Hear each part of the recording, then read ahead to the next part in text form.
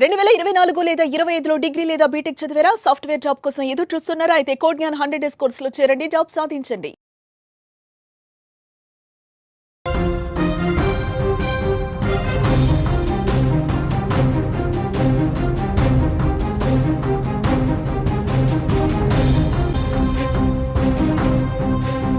Breaking news చూస్తున్నాం. గండికోట వైష్ణవి హత్య కేసులో నిందితులెవరు? తుది దశకు కేసు విచారణ చేరుకుంటోంది. వరుసగా వైష్ణవి సోదరులను పోలీసులు ప్రశ్నిస్తున్నారు. అన్ని కోణాల్లో కూడా కేసునైతే దర్యాప్తు చేస్తున్నారు. కుటుంబంలో ఏమైనా ఆస్తి తగాదాలు ఉన్నాయా అని కూడా ఆ వైపు నుంచి కూడా ఫోకస్ చేశారు పోలీసులు. సుమన్ టీవీతో ఎస్పీ సంచలన వ్యాఖ్యలే చెప్పారు. లివర్ పగిలి చనిపోయినట్టుగా వైష్ణవి వెల్లడిస్తున్నారు. కాలితో తన్నడం లేదా చేతితో బలంగా గుద్దడంతోనే వైష్ణవి మరణించింది. 100% వైష్ణవిపై అత్యాచారం జరగలేదు. గండికోటకు మరో నడక మార్గం ఉందని కూడా ఎస్పీ చెప్తున్నారు. గండికోటలో వైష్ణవి బంధువులను విచారిస్తున్నామని కూడా ఎస్పీ చెప్తున్నారు. గండికోట వైష్ణవి హత్య కేసులో నిందితులెవరు? వైష్ణవి హత్య వెనుక ఏం జరిగింది? ఏ ప్రశ్నలకు చిక్కుముడి వేయటం లేదు. వారం రోజులుగా కేసును దర్యాప్తు చేస్తున్నారు పోలీసులు. కుటుంబ సభ్యుల చుట్టే కేసు తిరుగుతుంది. ముఖ్యంగా వైష్ణవి అన్నలను పోలీసులు సుదీర్ఘంగా విచారించడంతో వారిపై అనుమానం వ్యక్తమవుతోంది. ఇప్పుడు వైష్ణవి సొంత అన్నతో పాటు కజిన్స్ ఈ కేసులో కీలకంగా ఉన్నారనే వార్తలైతే వస్తున్నాయి. ఇటు మరోవైపు కొత్త అంశంపై తెరపైకొస్తుంది. వైష్ణవి కుటుంబంలో ఆస్తి వివాదాలు కూడా ఉన్నాయన్న చర్చ అయితే జరుగుతోంది ప్రస్తుతం. ఈ మధ్యనే వైష్ణవి పేరు మీద కొన్ని రిజిస్ట్రేషన్ అయినట్టుగా కూడా సమాచారం అయితే అందుతోంది. ఈ కోణంలో ఏమైనా హత్యకు అవకాశం ఉందా అనే కోణంలో కూడా పోలీసులు విచారణ జరుపుతున్నారు. ఇదే అంశంపై ఎస్పీ ఈజీ అశోక్ కుమార్ కూడా సుమన్ టీవీని ప్రశ్నించగా ఆ కోణంలో కూడా దర్యాప్తు చేస్తున్నట్లుగా ఆయన వెల్లడించారు. ఆయన ఏమన్నారు ఒకసారి వినే ప్రయత్నం చేద్దాం. ఆస్తి విషయంలో కూడా అయి ఉండొచ్చు అనే ఇది ఉంది సార్. ఏమన్నా ఆ ప్రాపర్టీస్ సంబంధించి ఏమైనా ఎవిడెన్సెస్ వెరిఫై చేస్తా ఉన్నాం. అమ్మాయికి సంబంధించి కుటుంబంలో ఏమైనా తగాదాలు ఉన్నాయా, ఆస్తులకు సంబంధించిన తగాదాలు ఉన్నాయా, ఈ ఆస్పెక్ట్స్ లో కూడా వెరిఫై చేస్తాను.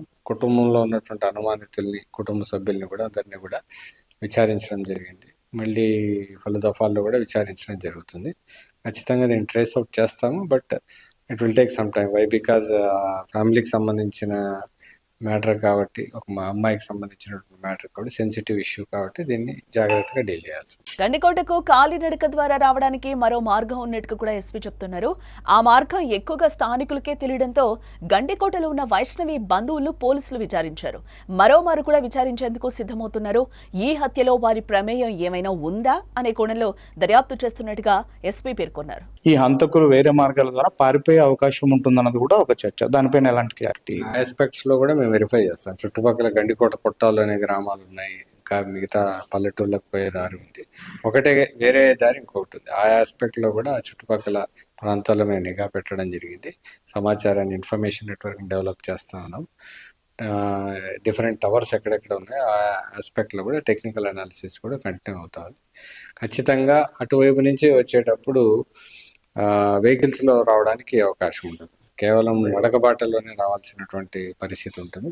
కాబట్టి ఈ ఆస్పెక్ట్స్ అన్ని కూడా వెరిఫై చేస్తాం. టోటల్గా గండికోట గ్రామస్తులు అక్కడ ఎవరెవరు ఉంటున్నారు, ఎంతమంది ఉంటున్నారు, వీళ్ళల్లో దాని బంధువులు ఎవరైనా ఉన్నారా, శత్రువులు ఎవరైనా ఉన్నారా, టోటల్ వేరియస్ డిఫరెంట్ యాంగిల్స్ లో ఇన్వెస్టిగేషన్ కంటిన్యూ అవుతుంది. 100% వైష్ణవిపై అత్యాచారం జరగలేదని మరోమారు ఎస్పీ అంటున్నారు. 2 గంటల పాటు ఆమెతో ప్రియుడు లోకేష్ ఉన్న వారిద్దరి టెన్షన్లోనే ఉన్నారని, గండికోటలో రూమ్ తీసుకున్న కాసేపటికే లోకేష్ బంధువు ఫోన్ చేసి వైష్ణవి కుటుంబ సభ్యులు వెతుకుతున్నారనే సమాచారం ఇవ్వడంతో వారు ఒక్కసారిగా కూడా గందరగోళానికి గురైనట్టుగా చెప్తున్నారు. వైష్ణవి మృతికి లివర్ పగలడమే ప్రధాన కారణమని కూడా తేల్చి చెప్పారు. కాలితో బలంగా తన్నడం కానీ లేదా గట్టిగా గుద్దడంతో ఆమె చనిపోయినట్టుగా కూడా పోస్ట్ మార్టంలో తేలిందని అంటున్నారు. ఈ డెత్ రీజన్ అనేది తెలిసింది. ఆమె మృతికి కారణం ఆ లివర్ పంక్చర్ అవ్వడం వల్ల జరిగింది అనేసి ప్రాథమికంగా డాక్టర్ల యొక్క నిర్ధారణ. లైంగిక దాడి కంటే ముఖ్యంగా ఈ యొక్క రీజన్ వల్లనే ఆమె చనిపోయిందనేసి చెప్తా ఉన్నాం. ఆమె మోకాళ్ళకి కొన్ని దెబ్బలు ఉన్నాయి. ఏమైనా పరిగెట్టేటప్పుడు కింద పడ్డామా, ఇంకోట అది ఎవరు కొట్టారు, ఎందువల్ల కొట్టారు, ఎలా దెబ్బలు తగిలాయి అనే కోణాల్లో ఎగ్జామినేషన్ చేస్తాం. అంటే సార్, బాడీ చూసిన తర్వాత మీరు కూడా కొంత ఐడెంటిఫికేషన్కి వస్తుంది. ఆయుధాలు ఏమైనా వాడినట్టు నిర్ధారణకు వచ్చారు? అది కూడా మేము ఎంక్వైరీ చేయడం జరిగింది డాక్టర్స్తో. బ్లంట్ ఇంజరీస్తో ఏమైనా అటాక్ చేశారా అన్నప్పుడు ఎక్కడ కూడా బాడీ మీద వాతలు కానీ, కర్రలతో కొట్టినట్లు, రాడ్స్తో కొట్టినట్లు ఎక్కడా లేదు. శరీరం మీద ఏమాత్రం ఎక్కడ కూడా దెబ్బలు కొట్టినట్లు గుర్తులు లేవు, కానీ లోపల మాత్రం లివర్ డ్యామేజ్. మోస్ట్లీ కాలుతో గట్టిగా తన్నడం వల్ల కానీ పిడికిలతో గట్టిగా గుద్దినప్పుడు కానీ ఇలాంటి ఇంజరీస్ అవుతాయనేసి డాక్టర్స్ మాకు చెప్పినటువంటి ప్రాథమిక నివేదికలో తెలిసింది. కాబట్టి ఆ కోణాల్లో మనం వెరిఫై చేస్తాం. మొత్తానికి కేసు దర్యాప్తు తుది దశకు చేరుకుంటున్నట్టుగా కూడా తెలుస్తోంది. ప్రస్తుతం కేసు అప్డేట్ పై మరింత సమాచారం మా ప్రతినిధి సుదర్శన్ అందించే ప్రయత్నం చేస్తారు. ఎస్ సుదర్శన్, పోలీసులు కూడా సుమన్ టీవీతో కొన్ని కీలక వ్యాఖ్యలు చేశారు. తుది దశకు వస్తుంది అని కూడా చెప్తున్నారు. ఏమాత్రం కూడా మేము అటు ఇటు కాకుండా కేసును అయితే డీల్ చేస్తున్నామని కూడా ఎస్పీ క్లియర్ గా చెప్తున్న పరిస్థితులు కనిపిస్తున్నాయి. మన సుమన్ టీవీతో వైష్ణవి కేసులో కొత్త కోణాలు వెలుగు చూస్తున్నాయి. కేసు తుది దశకు చేరిందని కూడా మనం అనుకోవచ్చు అంటారా? వైష్ణవి, మనం 2 రోజుల క్రితమే దీన్ని బ్రేక్ చేసాము. సూత్రధారులు ఎవరో తెలిసింది, పాత్రధారుల కోసమే పోలీసులు వేట కొనసాగిస్తూ ఉన్నారు. అంటే ఆ రోజు హత్య జరిగిన రోజు నేరుగా ఆ హత్యలో పాల్గొన్న వారు ఎవరు, వాళ్లకు వీళ్లకు ఉన్నటువంటి సంబంధం ఏది, వీళ్లకు వెనక వైపు నుంచి ఇచ్చినటువంటి పుషప్ ఏంటి, అలాగే వాళ్ళు ఏ విధంగా గండికోటకు చేరుకున్నారు, హత్య జరిగిన తర్వాత ఏ విధంగా వాళ్ళు పారిపోయారు, ఈ సీన్ ఆఫ్ అఫెన్స్ అంతా కూడా పోలీసులకు ఒక క్లారిటీ వస్తే గిన అప్పుడు క్లియర్ అయ్యే అవకాశం కనిపిస్తుంది.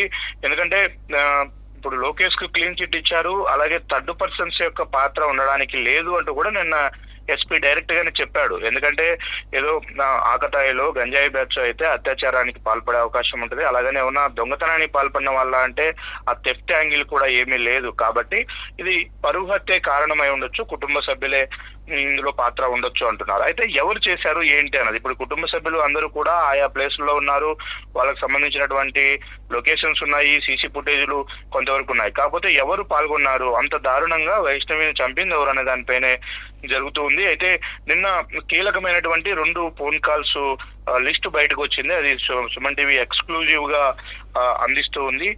ఒకతను తోట సుబ్రహ్మణ్యం, ఇతను గండికోట వాసి అయినటువంటి సుబ్బయ్య అనే వ్యక్తికి 12 సార్లు కాల్ చేశాడు. అది కూడా కేవలం వైష్ణవి ఎప్పుడైతే 12 గంటల నుంచి 1 గంట మధ్యలో వైష్ణవి హత్యకు గురై ఉంటుంది అని పోలీసులు భావిస్తున్నారో ఆ గంట వ్యవధిలోనే తోట సుబ్రహ్మణ్యం నుంచి సుబ్బయ్యకు 12 సార్లు కాల్ వచ్చింది. సుబ్బయ్య అనే వ్యక్తి గండికోటలోనే ఉంటాడు, ఇతను స్థానికుడు.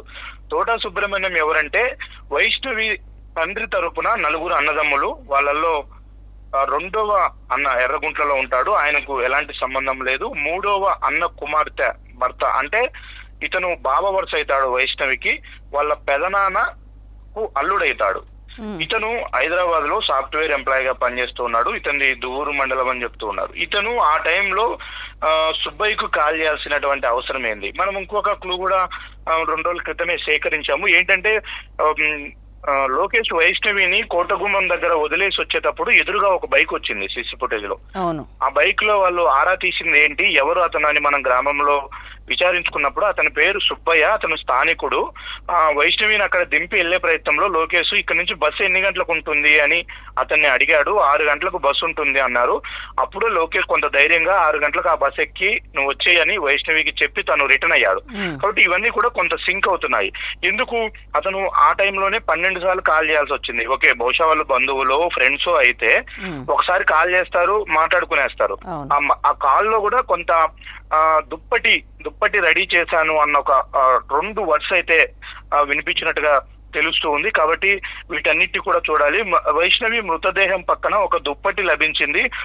చివరికి పోలీసులు ఆ మృతదేహాన్ని గుర్తించిన సమయంలో ఆ దుప్పటిలోనే చుట్టుకొని బాడీని పోస్ట్ మార్టం నిమిత్తం జమ్మలమడుగు ఆసుపత్రికి తీసుకొచ్చారు అని చెప్తూ ఉన్నారు. కాబట్టి ఏంటి దానికి కారణం ఏంటంటే గొంతు నులిమి చేశారా, లేకంటే ఆ దుప్పటి అక్కడ ఎందుకు ఉంది, ఒక సీన్ క్రియేట్ చేయడం కోసమే ఇదంతా చేశారా అనే కోణంలో ఇదొక లీడ్ అయితే మనకు స్పష్టంగా దొరుకుతూ ఉంది. అంతేకాకుండా ఆస్తి విషయాలపైన కూడా కొంత ఉంది. ఎందుకంటే కుటుంబంలో ఉన్నటువంటి ఒక్కొక్కరి పాత్ర బయటకు వస్తూ ఉంది. ఇప్పుడు 3వ పెదనాన్నైనటువంటి అల్లుడు దీంట్లోకి ఎంటర్ కావాల్సిన అవసరం ఏముంది? అలాగే ఇప్పుడు ఆల్రెడీ వాళ్ళ కజిన్ బ్రదర్స్ ఇద్దరు కూడా ఇందులో వాళ్ళకు మీద కూడా అనుమానాలు వస్తూ ఉన్నాయి. అలాగే వైష్ణవి తల్లి మీద కూడా కొన్ని అనుమానాలు వస్తున్నాయి. అంటే ఇదంతా కుటుంబం మొత్తానికే తెలిసి జరిగిందా ఏంటి అంటే దీంట్లో ఏమన్నా ఆస్తి విషయాలు తగాదాలు ఉన్నాయన్న కోణంలో కూడా మేము ఎంక్వైరీ చేస్తున్నామని ఇప్పటికే ఎస్పీ సుమన్ టీవీకి చెప్పడం జరిగింది. కొద్ది రోజుల క్రితమే అంటే వైష్ణవి అమ్మమ్మ, ఆమెకు వైష్ణవి అమ్మ ఒకటే, వైష్ణవి ఒకటే ఆడపిల్లలు కాబట్టి తనకున్నటువంటి ఆస్తి అంతా కూతురు తరపున కూతురు అంటే మనమరాలికి ఏకైక మనవరాలు కాబట్టి ఆమెకు చెందాలి, ఆమెకు ఇస్తే బాగుంటుందన్న ఉద్దేశంతోనే వైష్ణవి అమ్మమ్మ కొన్ని ఆస్తులను వైష్ణవి పేరుతో ఈ మధ్య రిజిస్టర్ చేసినట్టుగా తెలుస్తుంది. అందులో ప్రొద్దుటూరులో ఉన్నటువంటి ఇప్పుడు వాళ్ళ నివాసం ఉంటున్నటువంటి ఇల్లు కూడా వైష్ణవి వాళ్ళ అమ్మమ్మదే, వైష్ణవి పేరుతో ఉంది. అలాగే పులివెందుల్లో కూడా కొంత ల్యాండ్స్ వైష్ణవి పేరుతో రిజిస్టర్ అయ్యాయి అంటున్నారు. వాటి మీద కూడా మనం ఆరా తీసే ప్రయత్నం చేస్తూ ఉన్నాము. అన్ని ప్రాపర్టీస్ అన్ని కూడా వైష్ణవి పేరుతో ఎక్కువ మొత్తంలో ఉన్నాయి. సరే ఉంటే ఏమైంది, తమ కూతురే కదా పెళ్లి చేసినప్పుడు ఇంకొకప్పుడు ఉపయోగపడతాయి అనడానికి ఇక్కడ ఇంకొక లాజిక్ కూడా ఉంది. వైష్ణవి ఇప్పుడే 17 ఏళ్ళు ఉన్నాయి, ఇంకొక 1 year అయితే ఆ అమ్మాయి మేజర్ అవుతుంది. ఇదే ప్రేమ వ్యవహారం నడుస్తూ మేజర్ అయిన తర్వాత లోకేష్ తోగిన వెళ్ళిపోతే అమ్మాయి తన ఇష్టానుసారం ప్రేమించి పెళ్లి చేసుకుంటే మాత్రం మేజర్ అవుతుంది. కాబట్టి అప్పుడు ఎవరు కూడా ఆ అమ్మాయిని తప్పుపట్టడానికి ఉండదు, లీగల్ గా కూడా ప్రాబ్లం ఉండదు వాళ్ళకు. ఆ సమయంలో తన పేరుతో ఉన్నటువంటి ఆస్తులన్నీ కూడా తను గెయిన్ చేసుకోగలిగితే మన పాప మన మాట వినకుండా వెళ్ళి ఒకరిని ప్రేమించి పెళ్లి చేసుకోవడమే కాకుండా ఆ అమ్మాయికి హ్యాపీగా బతకడానికి ఆస్తులన్నీ మనమే సమకూర్చినట్టు అవుతుంది అన్న కోణంలో కూడా ఒకవేళ కుటుంబ సభ్యులు ఆలోచించి ఉండవచ్చేమో. కాబట్టి ఆ ఆస్తి అంతా కూడా అటు వెళ్తుందన్న కోణంలో కూడా కొంత అంటే సుదర్శన్ ఇక్కడ మనం కూడా ఇంకొకటి ఆలోచించాలి. ఎందుకనంటే వాళ్ళ పేరెంట్స్ తో మీరు ఇంటర్వ్యూ మన సుమన్ టీవీకి వాళ్ళు ఇచ్చిన ఇంటర్వ్యూలో కూడా వాళ్ళ మదర్ కూడా ధీమాగా మాట్లాడిన పరిస్థితి అయితే మనకి కనిపించింది. మా పిల్లని మేమే చంపుకుంటామా అని కూడా తనకింత మా పిల్లలే ఎందుకు చంపుతారు కొడుకులే అని కూడా ఆమె క్లియర్ గా మాట్లాడిన పరిస్థితులు అయితే కనిపిస్తున్నాయి.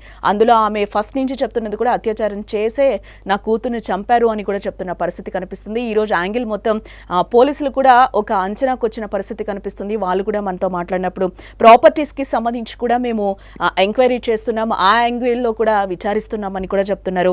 లోకేష్ కాదు, సుపారీ కాదు, గంజాయి బ్యాచ్ కాదు అనేది కూడా వాళ్ళు క్లియర్ గా ఎవిడెన్స్ చూపిస్తున్న పరిస్థితి అయితే కనిపిస్తుంది. ఈ కథ అంతా మళ్ళీ అన్నల చుట్టూనే తిరుగుతుందని అనుకోవచ్చు అంటారా?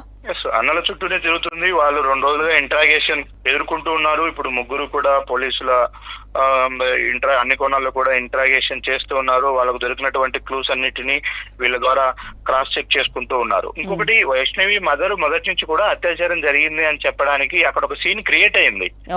అమ్మాయికి కొన్ని చోట్ల గాయాలు ఉన్నాయి, అలాగే మోకాళ్ళ పైన కూడా అంటే బరుకుపోయినట్లు కూడా ఉన్నాయి. అవి అమ్మాయి వీళ్ళు చంపే ప్రయత్నంలో తరమడం వల్ల పారిపోవాలన్న ఉద్దేశంతో పడిపోయి ఉండొచ్చు అని కూడా ఎస్పీ చెప్తూ ఉన్నారు. అలాగే బట్టలు తీసేసి ఉన్నాయి. అమ్మాయి ఒక ఘోరమైన స్థితిలో మా అమ్మాయిని చూసి మా వాళ్ళే తట్టుకోలేకపోయారు అంటున్నారు. సీన్ లేకి మదర్ వెళ్ళలేదు, ఆమె డైరెక్ట్ ఇక్కడికే వెళ్ళింది. జమ్మలమడుగు ఆసుపత్రికి తరలించిన తర్వాత మృతదేహము అక్కడికి వెళ్ళింది. కాబట్టి అంటే ఇదొక అత్యాచారం చేసి హత్య చేసి ఉంటారు అనే యాంగిల్లోనే అక్కడ సీన్ అంతా కూడా క్రియేట్ అయింది. దాన్నే వీళ్ళు బాడీని కూడా చూడక ముందే ఆమె తల్లి ఈ విధంగా కామెంట్ చేశారు. అంటే అప్పటికి ఏం జరిగింది కూడా పోలీసులకే క్లారిటీ లేదు, పోస్ట్ మార్టం జరగలేదు, అప్పటికి అసలు అత్యాచారం జరిగిందా లేదా అని ఆమె అంత స్పష్టంగా చెప్పడం వెనక కూడా అంటే ఈ స్కెచ్ ముందే వీళ్ళకి తెలుసా, ఈ విధంగా చేసి ఉంటారు అనేది తెలుసా అన్నది కూడా అనుమానం వ్యక్తం చేస్తూ ఉన్నారు. ఏదేమైనప్పటికీ ఎవరైతే చనిపోయారో వాళ్ళ తరపు బంధువులే కాబట్టి ఇంట్రాగేషన్ ఎదుర్కొంటుంది. మేము ఆచితూచి వ్యవహరించాల్సి ఉంటది, వాళ్ళ వైపు నుంచి ఎటువైపు మేము కొంత స్పీడ్ గా యాక్టివిటీ చేయడానికి ఉండదు. ఖచ్చితంగా మా దగ్గర పక్కా ఎవిడెన్స్ ఉన్నప్పుడే వాళ్ళను విచారిస్తాము, వాళ్ళ పాత్రను తేలిన తర్వాతే వాళ్ళపైన మేము చర్యలు తీసుకోగలుగుతాము అని చెప్పి పోలీసులు చెప్తున్నారు. అందుకే ఆలస్యం కూడా ఎక్కువ అవుతూ ఉంది. థర్డ్ పర్సన్స్ ఇంకొకరు ఎవరన్నా అయితే వాళ్ళని గుర్తించిన తర్వాత వెంటనే వాళ్ళ నుంచి నిజం కక్కించడం పోలీసులకు పెద్ద విషయం కాదు. కాకపోతే ఇక్కడ కుటుంబ సభ్యులే కాబట్టి వాళ్ళను ఎంక్వైరీ చేయడంలో కొంత ఎమోషన్స్ ఉంటాయి. వాటన్నిటిని కూడా క్యారీ చేస్తూ జాగ్రత్తగా ఎంక్వైరీ చేయాలి కాబట్టి ఆలస్యం అవుతుంది. ఆస్తి విషయానికి సంబంధించి కూడా పోలీసులు ఒకవైపు ఎంక్వైరీ చేస్తున్నారు. అమ్మాయి పేరుతో ఏమేమి ఉన్నాయి, ఎప్పుడు రిజిస్టర్ అయ్యాయి, ఏంటి అనేది కోణంలో కూడా ఆలోచిస్తున్నారు. ఇక ఇంకొక మెయిన్ ఇంపార్టెంట్ విషయం ఏంటంటే బ్రహ్మయ్య తన సొంత అన్న బ్రహ్మయ్య పాత్ర ఉందంటూ నిన్న పెద్ద ఎత్తున ప్రచారం జరిగింది. చాలా మాధ్యమాల్లో కూడా వాటిని ప్రచారం చేశారు. అయితే బ్రహ్మయ్య చెన్నై వెళ్ళాడు అన్న మాటను వాస్తవమే, అతను చెన్నై వెళ్ళినట్టు ఎవిడెన్స్ ఉంది, మాకు దొరికిందని కూడా ఎస్పీ చెప్పాడు. కాబట్టి అతను సీన్ జరిగిన రోజు లేడు, అంటే ఆదివారం రాత్రి వెళ్ళాడు, సోమవారం మధ్యాహ్నం సంఘటన జరిగింది. అతను మళ్ళీ సంఘటన జరిగిన తర్వాత సాయంత్రానికి వచ్చేశాడు. కాబట్టి అతను ఎక్కడా కూడా లేడు. కాకపోతే అతను కాల్ డేటా లో ఎవరితో అయినా ఫోన్ లో మాట్లాడా ఏంటి అనే విషయాలను బట్టి అతన్ని ఇన్వాల్వ్ చేయాల్సి ఉంటుంది తప్ప అతని పాత్ర ఉండకపోవచ్చు. ఇప్పుడు ఇది ఫాలోఅప్ చేసిన వాళ్ళలో ముఖ్యంగా గండికోటకు సంబంధించిన వాళ్ళే దీంట్లో పార్టిసిపేట్ చేసి ఉంటారన్న ఒక అనుమానం కూడా ఉంది. ఇంకొక ఇంపార్టెంట్ క్లూ, ఎక్స్క్లూజివ్ క్లూ, అది కూడా మనకు లక్ష్మయ్య అనే పేరు వినిపిస్తుంది. ఎవరి లక్ష్మయ్య అని ఆరా తీసే ప్రయత్నంలో అతను కూడా స్థానికుడే, అతను కొండయ్యకు మంచి మిత్రుడు, దూరపు బంధువు కూడా అవుతాడు. కాబట్టి లక్ష్మయ్య పాత్ర ఉన్నట్టు కూడా పోలీసులు గుర్తించారు. ఇతనే డైరెక్ట్ సీన్ లో పార్టిసిపేట్ చేశాడని కూడా అనుమానిస్తున్నారు. ఇతను కూడా పోలీసులు ఇతని కూడా విచారణ చేస్తూ ఉన్నారు. అంటే ఇప్పుడు గండికోటలో ఆ గ్రామంలో ఉండేటువంటి వాళ్ళే దీనికి సహాయ సహకారాలు అందించి ఉంటే మాత్రం వాళ్ళు బయటికి రావడం జరగదు, లోపలికి పోవడం జరగదు. కాబట్టి వాళ్ళు ఎక్కడ సీసీ ఫుటేజ్ లో వాళ్ళ ఎవిడెన్స్ ఏమీ ఉండదు. అలాగే టెలిఫోన్ సిగ్నల్స్ ను అనాలిసిస్ చేసేటప్పుడు కూడా ఎస్ మా ఊర్లో మేమున్నాము, మా ఇంట్లో మేమున్నాము కాబట్టి మా సిగ్నల్ చూపించుండొచ్చు అని కూడా వాళ్ళు సమర్థించుకునే అవకాశం ఉంటది క్లియర్ గా. కాబట్టి ఈ రెండు ఎవిడెన్సెస్ లేకుండా వాళ్ళను విచారించడం కొంత పోలీసులకు కష్టమవుతుంది. వాళ్ళగా సహకరిస్తే తప్ప కాదు. కాబట్టి ఇప్పుడు గండికోట వాసి అయినటువంటి సుబ్బయ్య ఒకరు, లక్ష్మయ్య ఒకరు, వీళ్ళిద్దరు మీద కూడా ఎక్కువగా పోలీసులు అనుమానిస్తున్నారు. వాళ్ళిద్దరూ కూడా ఇప్పుడు ఇంట్రాగేషన్ ను ఎదుర్కొంటూ ఉన్నారు. అసలు ఆ తోట సుబ్రహ్మణ్యం అనే వ్యక్తి నుంచి అన్నిసార్లు నీకు ఎందుకు కాల్ వచ్చింది, ఆ కాల్లో ఏం మాట్లాడారు ఏంటి అనేది. అంటే ఇందులో తల్లి, అలాగే పెదనాన్న కొడుకులు, అలాగే అల్లుళ్ళు, వీళ్ళందరి పాత్ర కూడా, అంటే కుటుంబం వాళ్ళ పెద్ద ఫ్యామిలీ వాళ్ళందరిలో కూడా ఎక్కడో ఒక చోట లింక్స్ బయటపడుతూనే ఉన్నాయి. అందరికీ కూడా ఈ విషయం తెలుసు అన్న విధంగానే జరుగుతూ ఉంది. పోలీసుల ఎంక్వైరీలు కూడా అదే ఒక్కొక్కటి బయటకు వస్తున్న నేపథ్యంలో కాబట్టి పూర్తిగా కథ మొత్తము కూడా చుట్టూనే జరుగుతూ ఉంది. ఇందులో ఎవరు స్కెచ్ గీశారు, ఎవరి చేత చేపించారు అంటే సుదర్శన్, ఇక్కడ ఇంకోటి కూడా మనం ఆలోచించాలి. అంటే వైష్ణవి హత్య విషయంలో ఎక్కువగా ఆస్తి తగాదాలే కనిపిస్తున్నాయా ఈ రోజు? ఇప్పుడైతే ప్రధానంగా అవే తెరపైకి వస్తూ ఉన్నాయి. ఎందుకంటే పరువు హత్య అనే విషయంలో ఇంతమంది ఇన్వాల్వ్ అవ్వాల్సినటువంటి అవసరం ఉండదు. ఒకవేళ పరువు హత్య అయితే లొకేషన్ కూడా టార్గెట్ చేసే అవకాశం ఉంటుంది. కాబట్టి పరువు హత్య కంటే కూడా ఆస్తి విషయాలు ఏమైనా ఎక్కువగా మోటివేట్ చేశాయా అన్న కోణంలో కూడా పోలీసులు విచారిస్తున్నారు. ఖచ్చితంగా వైష్ణవి పేరుతో ఆస్తులు ఉంటే పెద్ద మొత్తంలో, అవి కూడా రీసెంట్ టైమ్స్ లో రిజిస్టర్ అయి ఉంటే మాత్రం ఖచ్చితంగా ఆ పాత్రను మనం ఆ యాంగిల్ మనం తీసేయలేము. ఖచ్చితంగా ఆ కోణంలో ఉండవచ్చు. కాకపోతే వైష్ణవిని చంపేయడం ద్వారా ఆస్తులు ఎవరు గెయిన్ చేసుకుంటారా అనేది కూడా మనం ఆలోచించాల్సినటువంటి విషయం. వాళ్ళకి కాకుండా పోతాయి. అంటే వైష్ణవి ఒకవేళ చంపేస్తే వైష్ణవి పేరుతో ఉన్నటువంటి ఆస్తులు ఎవరికి వస్తాయి? తన సొంత అన్నదమ్ములకు వస్తాయి, తన సొంత తల్లిదండ్రులకు వస్తాయి. కాబట్టి వైష్ణవికి ఒక అన్న ఉన్నాడు, ఒక తమ్ముడు ఉన్నాడు. అన్నకు సంబంధించి కూడా కొంత అనుమానాలు వస్తున్నాయి. బ్రహ్మయ్య అతను చెన్నై వెళ్ళాడని చెప్తూ ఉన్నారు. కాబట్టి ఎక్కువ మోటివ్ ఉంటే వాళ్ళ సైడ్ నుంచి ఉండాలి ఆస్తి విషయం అయితే. అంటే ఫైనల్ గా ఒక్కటి చెప్పండి సుదర్శన్, అంటే ముగించే ముందు ఒక్క మాట, అంటే కుటుంబ సభ్యుల్ని మళ్ళీ విచారించే అవకాశాలు కనిపిస్తున్నాయా? పోలీసులు ఏంటిది తొందరగా కొలిక్కొచ్చే అవకాశాలు కనిపిస్తున్నాయా వైష్ణవి హత్యకు సంబంధించి? ఏంటి ఇక్కడ మోరోవర్ ఒక ఇంపార్టెంట్ ఇష్యూ ఏంటంటే క్లూస్ లేవు, ఎక్కడ కూడా ఎవిడెన్సెస్ లేవు. ఎలాంటి ఎవిడెన్సెస్ అంటే స్పాట్ ఇక్కడ జరిగింది ఎగ్జాక్ట్లీ ఈ విధంగా తీసుకెళ్లారని, అక్కడ ఎలాంటి చిన్న క్లూస్ కూడా లేవు. ఆ క్లూస్ ఉంటే ఫోరెన్సిక్ కు పంపిస్తారు, వాటి మీద ఫింగర్ ప్రింట్స్ తీస్తారు, ఇవన్నీ కూడా కొంత టాలీ చేసుకునే అవకాశం ఉంటది. ఆ క్లూస్ లేకుండా చేశారు. అలాగే వీళ్ళు ఎగ్జిట్ అయినటువంటి గండికోట నుంచి ఎవరైతే హంతకులు ఉన్నారో వాళ్ళు పారిపోయినటువంటి దారిని కూడా ఫైండ్ అవుట్ చేయలేకపోతున్నారు. ఎందుకంటే ఇంకొక దారి ఉంది, ఆ దారి మార్గంలో కాలినడకన వెళ్ళి ఉంటే మాత్రం గుర్తించడం కష్టం, దానికి ఎవిడెన్సెస్ క్రియేట్ చేయడం కష్టం. కాబట్టి అందుకు ఆలస్యం అవుతుంది. ఒకటి, ఫ్యామిలీ మెంబర్స్ ను విచారించేటప్పుడు ఆచితూచి విచారించాలి. ఒకవేళ ఫ్యామిలీ మెంబర్స్ పాత్ర లేదు అనికిన సర్టైన్ ఎంక్వైరీ ముందుకు వెళ్ళిన తర్వాత మాత్రం తెలిస్తే అది అందరికీ కూడా పశ్చాత్తాపడాల్సినటువంటి విషయం. ఎందుకంటే వాళ్ళు మా అమ్మాయి చనిపోయింది, మా అమ్మాయిని చంపేశారు, ఇట్లా మా అమ్మాయి కనిపించట్లేదని కంప్లైంట్ ఇచ్చిన వారిని ఈ విధంగా పోలీసులు ఇది చేస్తే రేపు వాళ్ళ పాత్ర లేదంటే మాత్రం అది మరి పెద్ద ఇష్యూ అవుతుంది. కాబట్టి ఆ కోణంలోనే ఎక్కువ పోలీసులు జాగ్రత్త తీసుకుంటున్నారు. అందువల్ల డిలే అవుతుంది తప్ప కేసులో మాత్రం ఎక్కడ డైవర్షన్ లేదు, ఎక్కడ కన్ఫ్యూజన్ కూడా లేదు. చాలా క్లారిటీగానే పోలీసులు విచారణ ముందుకు సాగుతుంది. కాకపోతే టైం తీసుకుంటున్నారు. వాళ్ళు 1-2 సార్లు క్రాస్ చెక్ చేసుకుంటూ ఉన్నారు. ఏ కుటుంబ సభ్యున్ని అనుమానించినా కూడా అది పూర్తి ఎవిడెన్సెస్ తో ఆధారపూర్వకంగానే వాళ్ళను అనుమానించాలి, విచారించాలి. ఆ విచారణలో పోలీసులు చూపించే ఎవిడెన్స్ ను బట్టి వాళ్ళగా ఒప్పుకోవాలన్న కోణంలోనే ఈ ఎంక్వైరీ అంతా కూడా సాగుతుంది. రైట్ సుదర్శన్, మరిన్ని అప్డేట్స్ కోసం మళ్ళీ మిమ్మల్ని కాంటాక్ట్ చేస్తాం. సుమన్ టీవీలో మీ పర్సనల్ అండ్ బిజినెస్ ప్రమోషన్స్ కోసం కింది నెంబర్కి కాంటాక్ట్ చేయండి.